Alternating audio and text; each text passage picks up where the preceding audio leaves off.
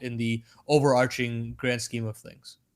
Have you ever been to any of these countries? I think personally, I think I've like pit stopped in Egypt once, but like I Yeah, never really went outside of the airport, unfortunately. I've lived vicariously through my relatives who have been to Egypt a couple of times, and Okay. they've sent me postcards and they've shown me so many different pictures, but I've never actually stepped foot in Egypt just yet. That's one of my key places on my bucket list. I hope to go there eventually because the amount of stuff that you can do there as a tourist and the amount of just larger than life natural wonders, Yeah. man-made wonders as well is just so sick to see. Yeah, it's really. I think it's really exciting, and obviously, apparently the land scene, like in terms of like actual land cafes, is really strong in the region. So, there's a chance as well, I guess, to go and like play with locals and hang out. I think that's kind of cool that there's like a real culture of it. Apparently, Nair was telling me this yesterday. Apparently, they have a really strong like crossfire scene going on down there Okay. with a lot of Egyptian representation. So I think that's kind of interesting. Yeah, I would love to go there as well. I feel like maybe Cairo is obviously like the really touristy destination. I tend to shy away from the super touristy stuff. I don't really think it's a lot of fun. I'd much rather go and see stuff like that's more local and stuff like that. Like if I Mhm. actually do this in every country. I mean, I try and go to like local markets instead of going to, like the shopping malls. If I can find like a night market or something to go to, I think that's way more fun, way more interesting. A little bit crazy sometimes if you don't know what you're doing, but I tend to think it's kind of fun. So yeah, I would 100% go to Egypt if I got the chance. Like let's make an Egyptian land happen. Yeah, no, I have an absolute blast. And I think you're totally right. Markets like that, you do truly get a feel for what the locals love and what Yeah. they kind of lean towards, and you get to kind of like inject yourself into that kind of culture and feel like a local, which is always kind of the best part of it. This is the Ghana roster. We did actually watch them earlier on in the day. Great names. Fantastic nicknames. Yeah, fantastic nicknames. And honestly, I thought I saw a little bit of exciting Counter Strike from Eves. It we didn't actually True. get to have him in the whole series, considering I think he had some internet issues at the end of Ancient. But hopefully he got that all sorted out so they can have that full 5-man lineup.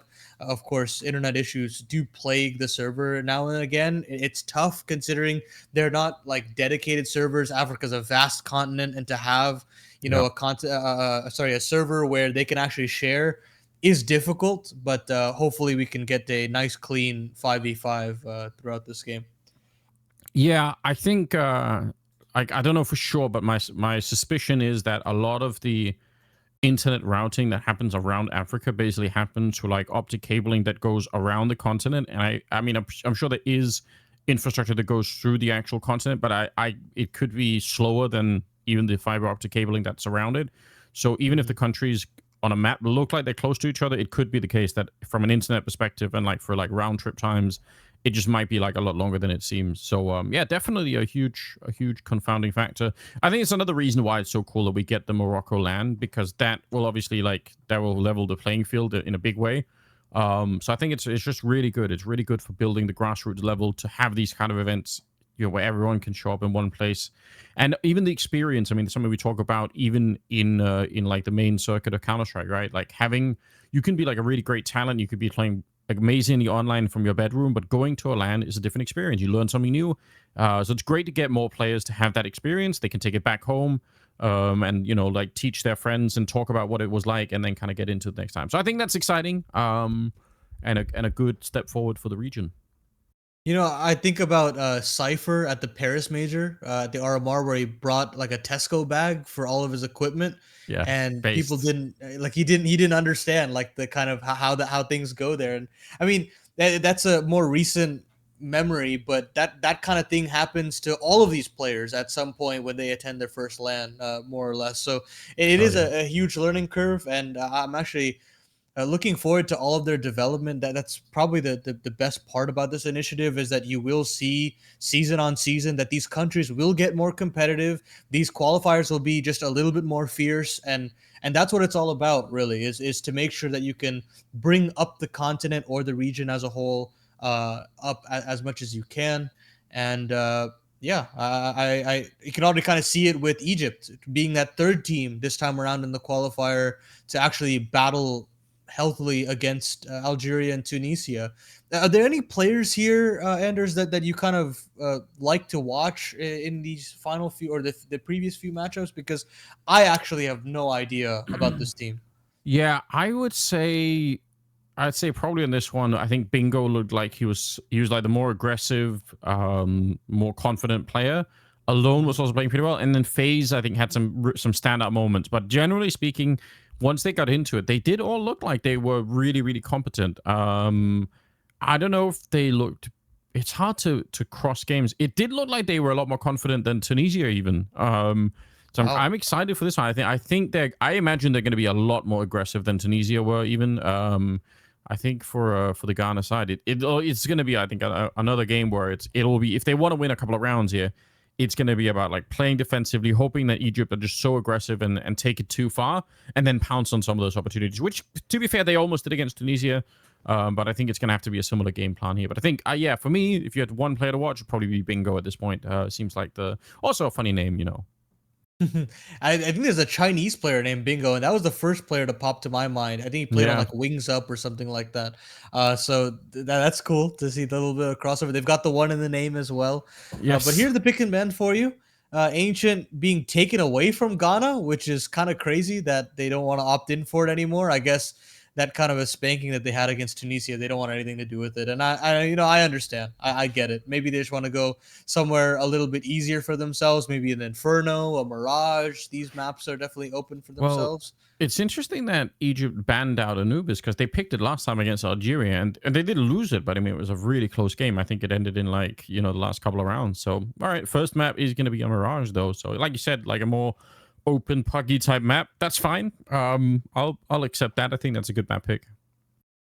And where do we go for Egypt? Okay. Oh, The damn. Vertigo. I mean, I'll be very curious to see how these new changes work out for this team. And just in general, I just want to see a bigger sample size of this map. I feel as though we haven't really tested out the changes all too much. That catwalk is interesting, and that left opening hole, of course, is also a very interesting addition.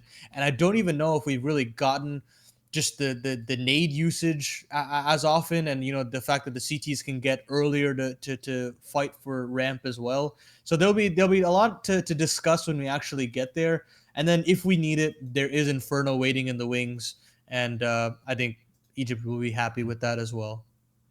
Yeah, I was so curious to see Vertigo in that. I was not expecting it. I've been so used to it being banned almost immediately, so I guess I Mhm. just kind of wrote it off. But okay, well we're gonna see it as well because it's the second map, so that is kind of interesting.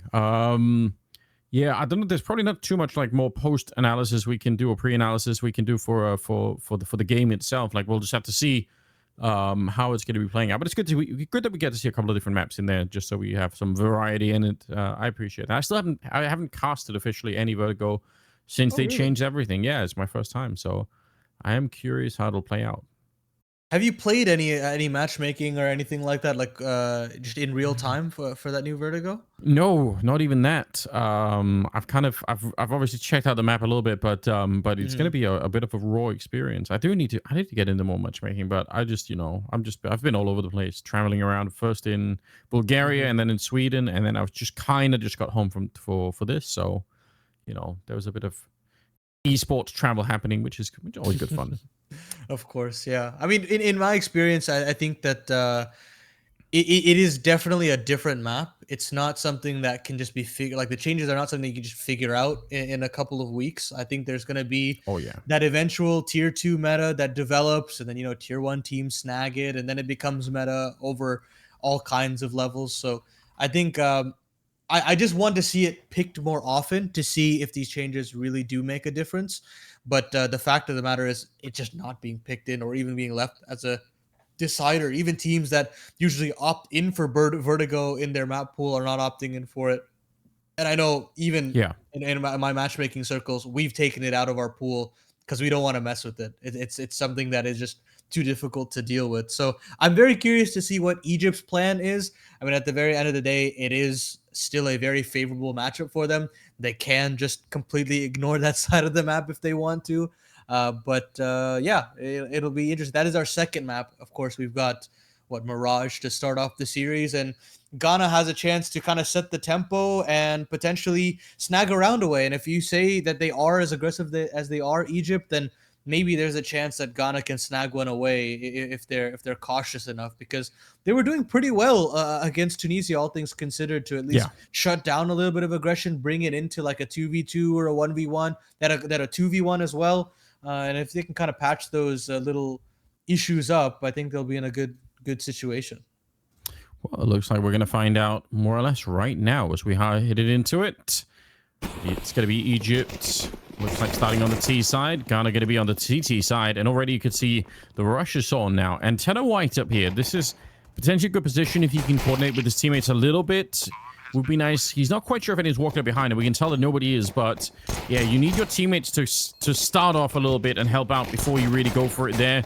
Good shot from Rennie. He's going to be taking down Bingo, but the bomb is planted, so the clock is running against them rather quickly. Oh, Alone sneaking up, and they're going to win the pistol round. It's nice, a simple execution onto that A bomb site. And as soon as they get in, sure, they don't have that palace presence, but they just have to wait around a little bit longer. Bingo is very privy to that. Takes down Antenor. And then you had that wrap as well, all the way through the CT spawn, and Alone will chime in for his Glock kill. So Egypt, they actually lose a player here. Oh, yeah. I don't know if that's a HUD issue or not, but Hard I to think they say. can still manage this in the 4v5. Yeah, and like we saw earlier, they kind of just played on for a while, which I mean, it could be that he's already reconnecting and they're not really worried about it. Like you said, they just have the rifle, so they're probably going to be fine with it anyway. But we'll see if they call the timeout after the fact here. Ooh, looks like there might even be a little bit of a ping issue there for Antonio White. You can sort of see like the stuttering around a little bit. So sounds like there's some typing going on. We'll see if they can fix it and get everybody back on, because that's going to be a little bit more fun. But nonetheless, it is a good start for Egypt, much like we expected here. Oh, there we got everyone back on again. Good news.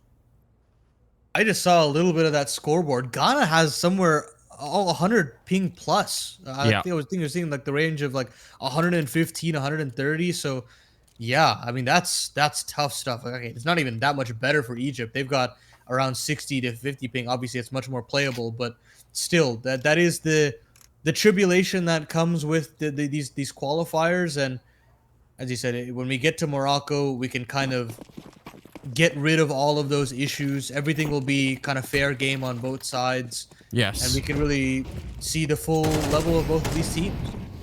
Yeah, I think that's one of the cool prospects that's out there in the future for sure. Pushing right through on the catwalk, no issue at all. FaZe and Bingo to open up the round with here, and I think if you have this much of a ping, I think I saw at least one scout being picked up in the round. Probably like any kind of scout or AWP is going to be really hard to play with, I imagine, with that kind of a ping difference. So I would probably opt for something that's with a lot more bullets and somewhere where I can move a lot more, because I think relying on your model to reset when you've got like 150 ping is just really hard to do in a game of Counter-Strike. So yeah, I would expect that, you know, just like I'd say go for a Bison or a P90 or something.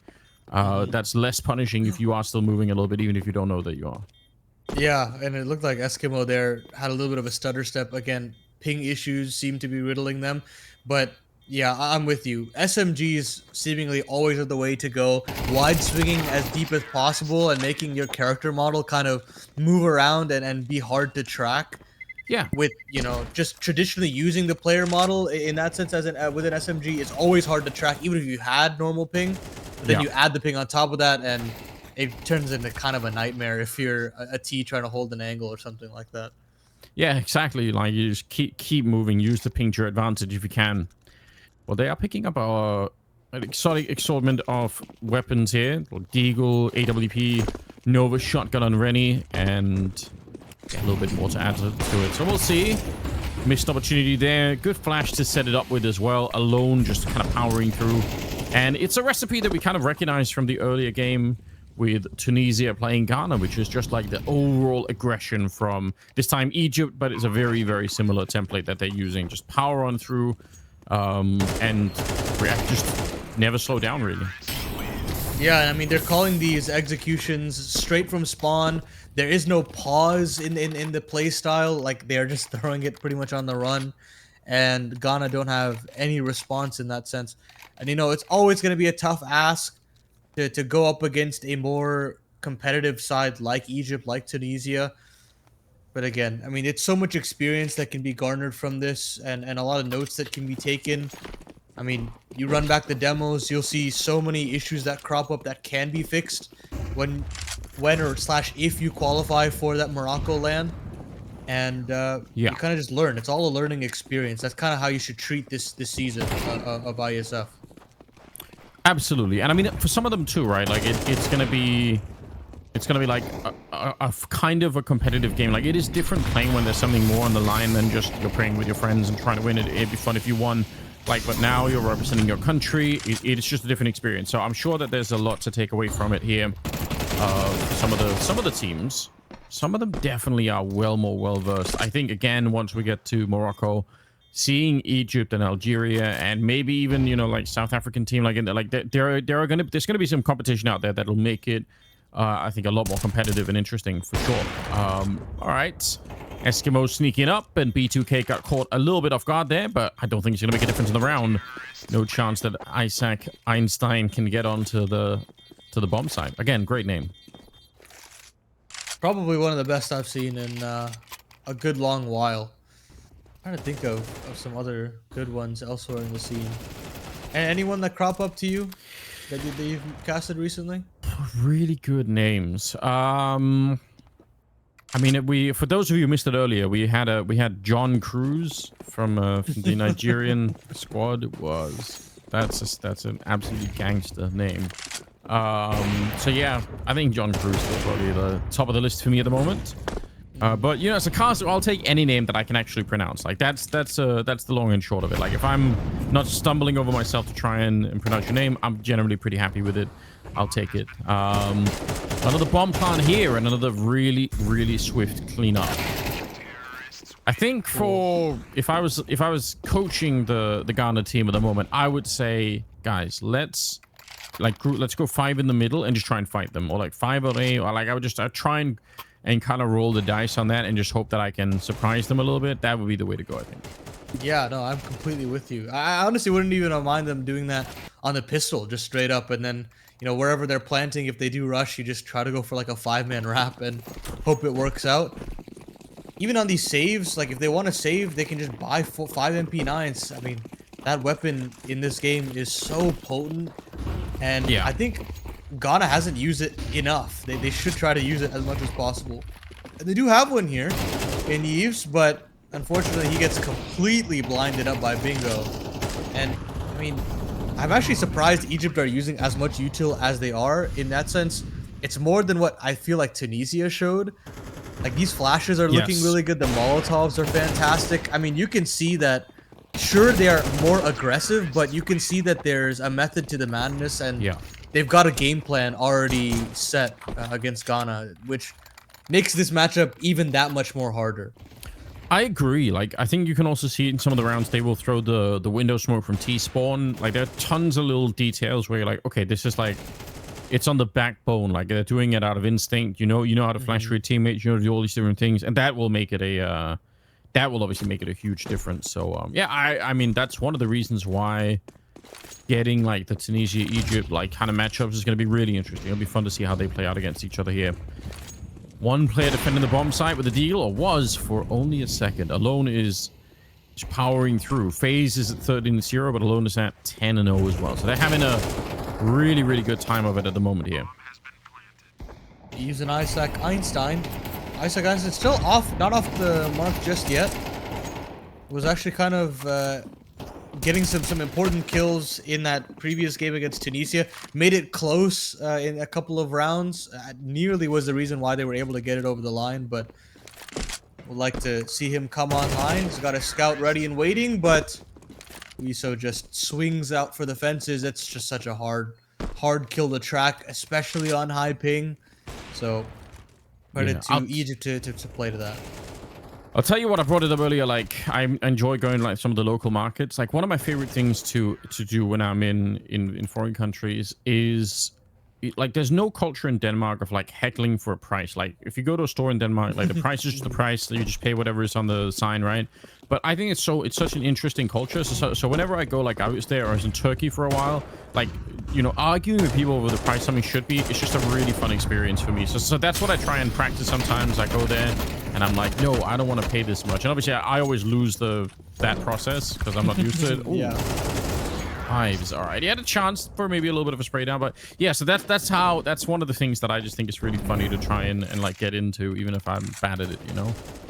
Yeah, and in India, it's a big thing, and I kind of learned about it through proximity from my parents a lot of the time, and it's a fun thing to go through because I mean I've tried to test it out myself, and I mean living in America, you don't, again, that culture isn't there, so Yeah. when I've tried testing it out in India myself, even though I know the language, they can tell that I'm not from India. Like, and I was born in America, and they suss me out immediately, and I never win. And sometimes I fail dramatically. So yeah. I mean, you know that's gonna happen. It's still fun. I think it's an interesting concept. Like it's, you know, especially when you're not used to it. So I enjoy that stuff. You know, I do like this attempted, you know, 5-man stack almost at the B bomb site.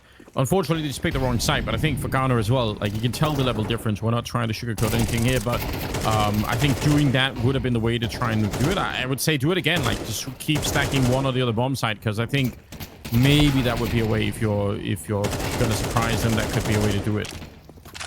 Yeah, pure gamble, make it happen.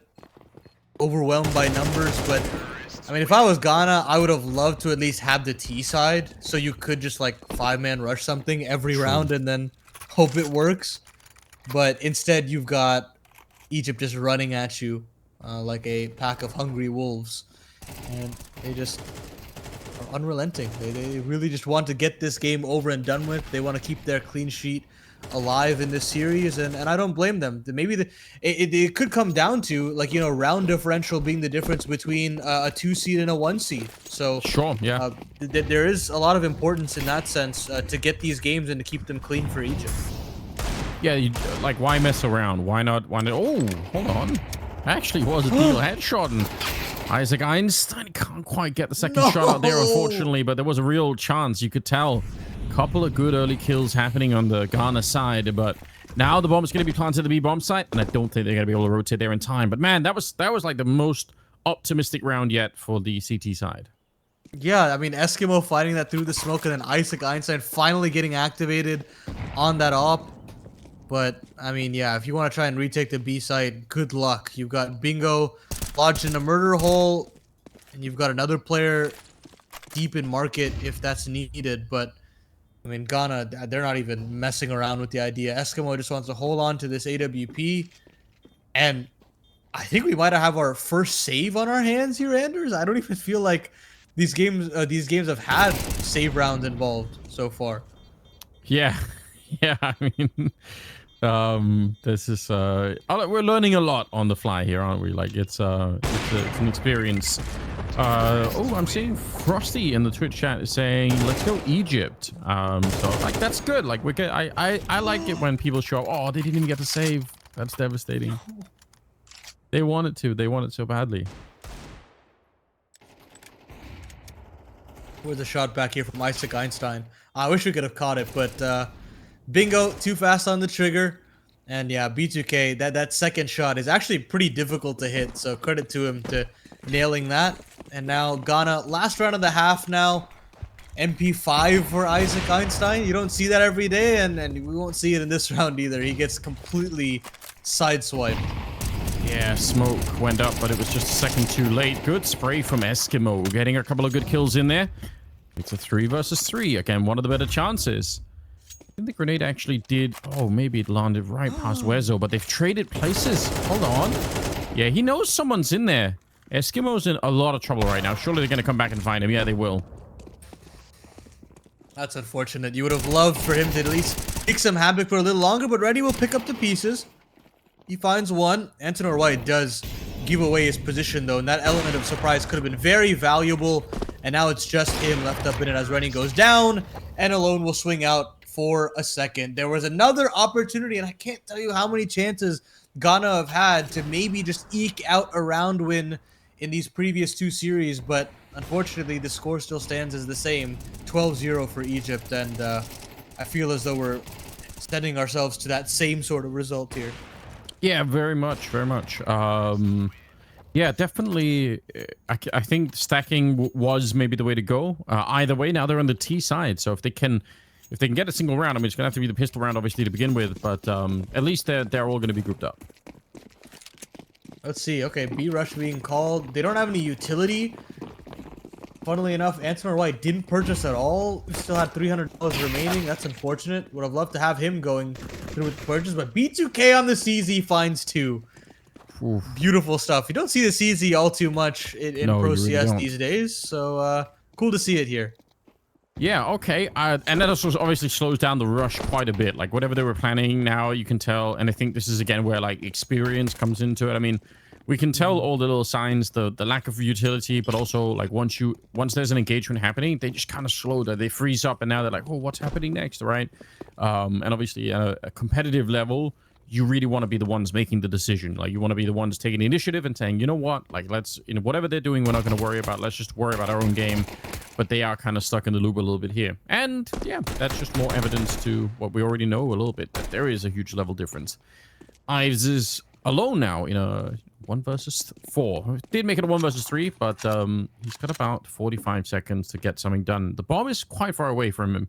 Gonna have to go back and pick it up and then probably head to the B bomb side. All right, alone, just covering this. Bots him out. Some damage, but again, like, now the rest are going to start to show up here. And he's picked up the bomb. He's got 25 seconds. He can still make the bomb side just about. So, yeah, knife out. Oh Oh, no. no. Say it ain't so. Oh god. Oh, that's so heartbreaking. That is Like, just the worst way to possibly lose a game, and he just DCs. Egypt oh, will take no. it 13-0, and it's just waving the white flag, I guess, if you're Ghana, or, I mean, honestly, just circumstances that are not in their control. But either way, Egypt will get that 13-0. They'll move up a map up in the series, and that, again, was Ghana's pick. So they move into their map pick of Vertigo, kind of just grinning from ear to ear. Yeah, they're going to be fine with it. I wanted to see if he could get there and get the bomb planted. That would have been fun because they were on the other side. But yeah, the connection unfortunately got to him before he could get there. So that sucks. But again, it's kind of the nature of the game, unfortunately. So we'll see. Yeah, right. Vertigo is going to be the second map that's coming up. And I expect Egypt to do sort of more of the same. I guess Vertigo is a map where you can get lost a lot more on than on Mirage. So I guess there is a chance that there could be some funky stuff happening where somebody forgets to check a corner or something like that. But I think the Algeria-Tunisia match, I don't know if it's being rescheduled or not. Someone's asking in the chat. That's a good question. We'll try and find that out for you. Apparently Algeria is having some internet issues. So I imagine they're going to try and reschedule it and just push it to a little bit later. But I'll figure it out. I'll try and get some information on that. But yeah, do you have any closing thoughts here, Paladin? Like, what's the takeaway from this game? I mean, this shows that there is a third team in the conversation in the top levels of this North African qualifier. And, they kept it close against Algeria. They weren't able to take it over the edge, Egypt. But this shows to me that Tunisia matchup against Egypt, of course, will be very exciting, very interesting. And I mean, I'm just curious to see what the hierarchy of this qualifier is looking like. Is there just a space for this third team to kind of butt their head in and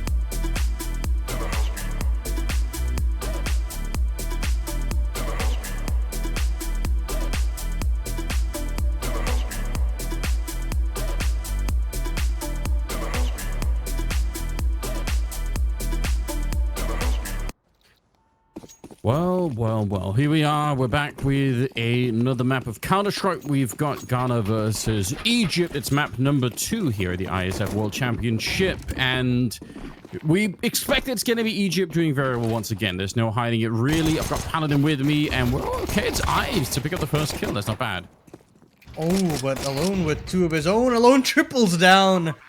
That's fantastic war there from the Egyptian sniper. Eskimo is going to try his hardest to hold on for dear life, but it's not to be. Isaac Einstein left up in the clutch. It was a great first kill there from Eves, but it's just not to be. They can't hold on for any auxiliary kills beyond that, and now at this point, the name of the game for Isaac Einstein is just to maybe find a kill, maybe try to hold on to this gun, but Guiso is there.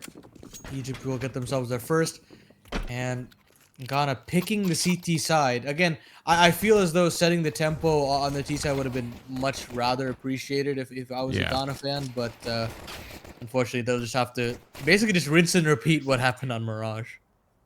Yeah, I know what you mean. Like, I agree to some extent. Like, it tends to be a lot easier to just be like, all right, let's all go A, B, let's just rush, let's see what happens, rather than trying to sort of fan out on the CT side. You can see on the minimap that's what they're doing. So then you end up with probably like a 2 versus 5 fight or 3 versus 5 in almost every instance. That's gonna make it really hard to deal with, especially when you got the run and gun MP7 even put into play for Wesso. So yeah, just very hard for Ghana to deal with at the moment.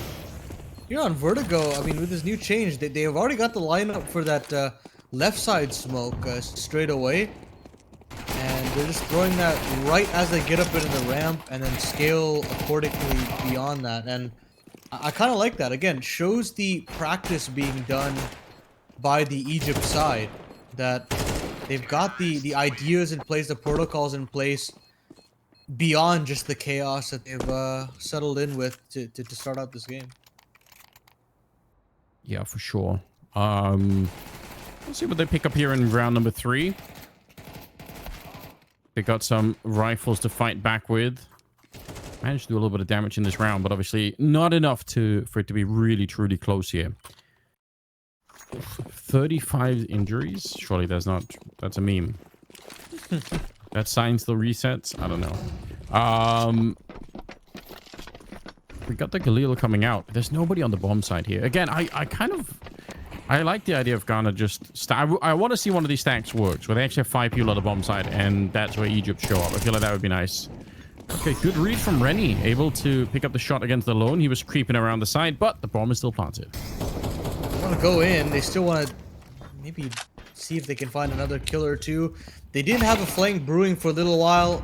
Antonor will try to swing again. And yeah, Eves will find one on that said flank.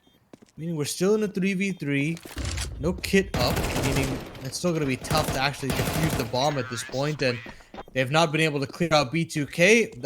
I mean, it's always tough to re-clear those stairs. There's so many different angles you've got to clear, and Ghana will unfortunately have to give away a 3rd round. Yeah, I think, again, we're seeing in some of these moments that the collective decision making there on the Ghana side is lacking a little bit. It would be fun to try and see them go for like a 5-man retake and just kind of like count to 3 and go. I think that's got to be the plan. Like, make it less complicated. Don't try and do any crazy flanks or anything. Just kind of, you know, use the numbers advantage if you have them for a moment there. I think that's the way to do it. Auto shotgun picked up now on the T side. That's exciting. Bingo's gonna be out there with the P90, just absolutely wrecking them. Yeah, that's it's the power of it. And now you get that auto shotty to come in as well. I think there was a DC in spawn, but looked like it. Yeah. Yeah, and unfortunately, damage had already been taken. I mean, it's not like they've even really been opting in for tech pauses this game, so it should be no harm, no foul. We'll see if he can reconnect at the end of it all. But Egypt, they've now gone. They've gone fully crazy. Three P90s and an XM. So that kind of crazy affair will continue. They're having a great time. Yeah, you can tell. They're just enjoying life a lot. So, again, we know that we're going to be seeing these guys in Morocco already. So, the real test for them, I'm sure, will be playing some of the countries that maybe are a little bit closer to their own level once we get there. I think it's going to be quite exciting to see Because we're not getting like even a real display of like Egypt's skill level at the moment. I'm sure when they get tested more severely, it'll be more interesting too. Yeah, we had a little bit of a taste with that Algeria game, but I think the real test will come down to that Tunisia match in a little bit of time. I mean, that's Yeah. later on Well, today. I think that's 4 hours from now, so that'll be interesting to watch. yeah. Suppose like at least one guy in chat is saying that apparently the Algerian internet has been like slowed down or buffered or whatever, or maybe even shut down because of exams in the country. So I guess they don't want, Oh, you know, they want to make sure that people are focused or whatever the case may be. But either way, that's probably the source of the delay. I'll take a word for it. But I'm sure they'll be back, and then we get that game underway too. Again, bomb's going to be planted here. They do have at least a numbers chance of it. Oh, that shotgun, even at range, we can do some damage at random times. Yeah, Alone's having a good time with it, making a lot of money in the process, and it's going to be a 6th round here for Egypt. As you could see, Eskimo is just a little bit too far away without a kit or anything else, and going to be hunted down eventually. the auto shotty has kind of rose in a little bit of popularity. I feel like when CS2 first came out, because of just how the swinging mechanic was kind of Yeah, true. bettering the tees. But I mean, they have nerfed it a little bit as of recent. It's nice to see it still in effect. I kind of want to see that more in pro play. I mean, you see it so much on Nuke, like Top Hut and stuff like that. But I mean, I think it can be used on a lot of different maps. There's a lot of usage that you can get out of it in some close range situations. Maybe side haul here on Vertigo. Maybe you play it close range on Danger on the B site. Yeah, I mean, why not? It is a viable gun for sure. I guess it's just like the thing that stops you from using it more is you know that feeling sometimes when you're at medium range and you hit somebody and it looks like it should have done so much damage, but it kind of only does like 27, and you're like, what? Just, you know, I think like the lack of reliability on that weapon maybe is the thing that's causing it to be a frustrating. But I think it's fun to use. Like, it's also just like it sounds amazing, you know. Yeah, Like a certain I mean, everybody satisfaction. just runs terrifying when you hear that noise on the other side of the map. Well, Yeah. Ghana, they want to try and get some kills back, and again, they're gonna try to save, but Isaac Einstein is spotted, and what? Ooh. Okay, there we go. I Tried thought to no scope. neither player saw them on their screens, but yeah, I guess the no scope was trying to come out.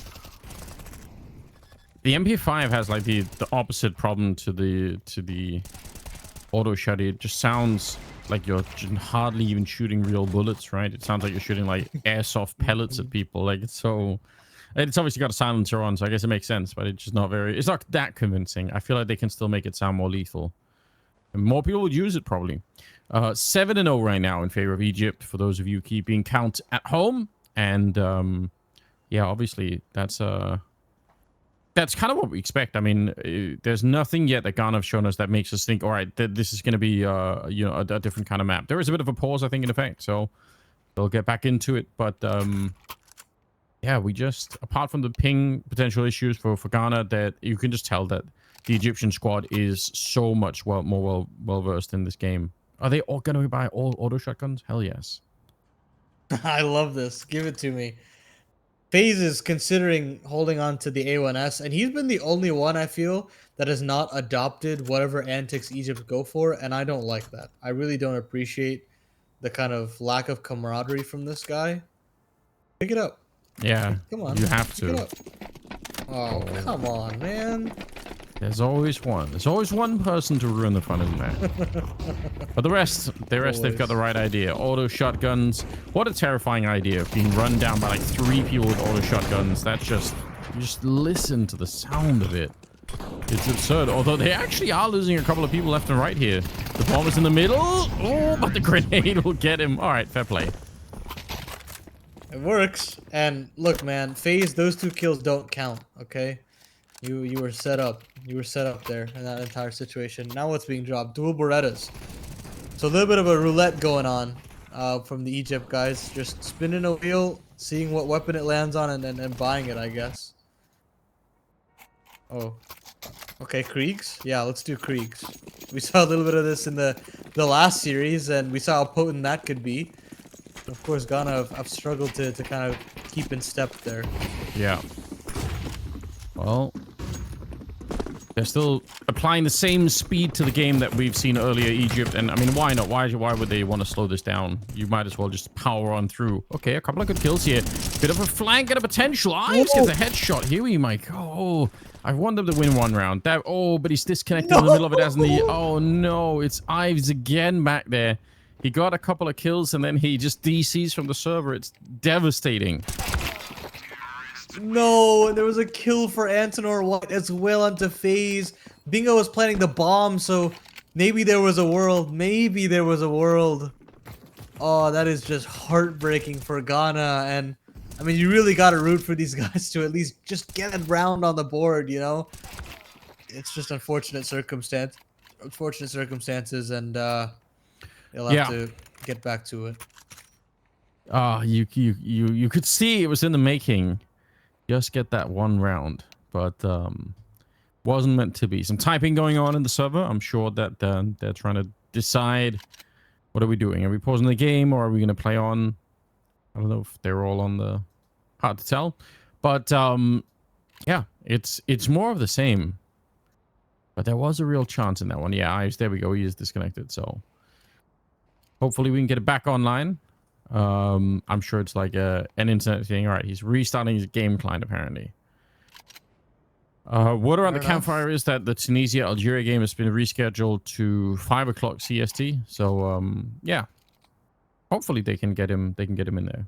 That's good. Okay. That's good. At least that we can have the game going, because I honestly think that that was my match of the tournament in a lot of ways, just to see two teams that have already seen the land stage at the last year's IESF and now have an opportunity to kind of go head to head. We spoke to what's his name, Pote, about the situation between those two teams. They're both friends with one another. They both played against each other many times. So to see that kind of rivalry would have been really fun to see. So definitely like try to find a way to get an IP or something and catch that game if you can. Yeah, I think that's that could be an interesting matchup, especially if you want to be more well versed once we get to Morocco. Like, it might be worth having a sense of how they're doing. I'm certainly going to be keeping up with that game regardless. Here we go, round number 10, and we've got everyone back on the server. Ooh, not ready for the Tech-9. The rush is in. This is the power of the Tech-9. Just run and gun. Ives again. When he's not disconnected, he's probably the best player at the moment, and trying to do some real damage here. 1 versus 3 for him. Chance now. He's lined up one, but can't find the connection on the second. Near opportunity there for Eves again. And yeah, as you said, I do feel like he is their best player. Does have an opportunity to at least improve in that sense, but yeah, the connection is a major issue. I hope we can see these guys on the LAN stage, just to see, like, you know, without any internet issues, without any ping issues, what would it be like? Is it really that hampering them? And you know, of course, there is still some fundamental issues with the team, but at least just to see them all on low ping and Eves not disconnecting, maybe they could have snagged around here. That I feel like. Yeah, like he's the one that's got the kills so far. So it'd be cool to see him have a real crack at it where he's not suffering from anything else. 5 AWPs, Paladin, on the T side. What do you say? I think SK tried double op setup at one point, triple op. That was like a whole thing for them. But Envy had 4 ops. This is a little bit different. And Egypt will just get themselves an 11th.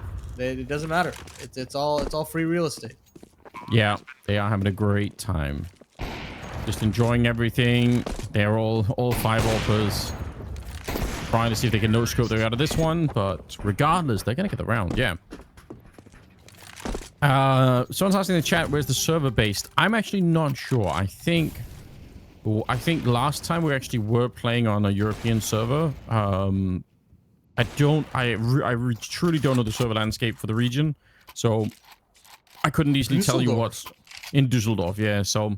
It unfortunately could be that that's like the most like the one where everyone can kind of connect to and have a good time. It's hard to say. Well, here we go. We got Scout now in the middle, hoping to get some cool headshots off. You can tell that they are super not worried about what's going down here.